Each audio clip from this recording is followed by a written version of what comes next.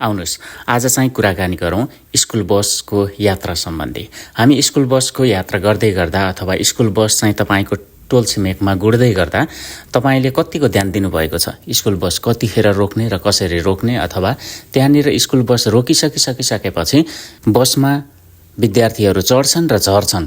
चढ्दै गर्दा झर्दै गर्दा कतिको सवारी अन्य सवारी साधनले चाहिँ ओभरटेक गरिरहेको हुन्छ र कतिको ट्राफिक नियम चाहिँ फलो गरिरहेको हुन्छ भन्ने विषयमा चाहिँ म तपाईलाई आजको भिडियोमा मैले भोगेको एउटा भोगाइ चाहिँ यहाँनिर तपाईलाई प्रस्तुत गर्दैछु।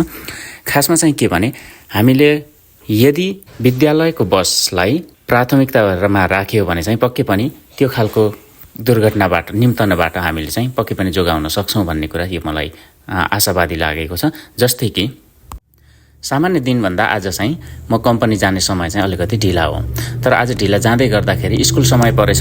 स्कुल समय परिसकिसकेपछि ल हेर्नुस्, मेरो अगाडि चाहिँ स्कुल बस छ। स्कुल बसले चाहिँ ब्लिङ्किङ गरिरहेको छ ओरेन्ज कलरको, अर्थात् त्यो यो मेरो अगाडि रहेको स्कुल बस चाहिँ बाटोमा स्टप हुँदैछ।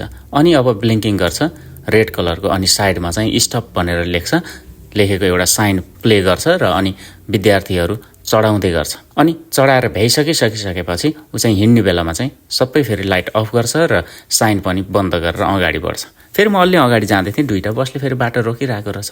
यतिखेर चाहिँ हामी जस्तो काममा ढिला हिँड्ने मान्छेहरूको लागि चाहिँ तनावै हुन्छ हैन।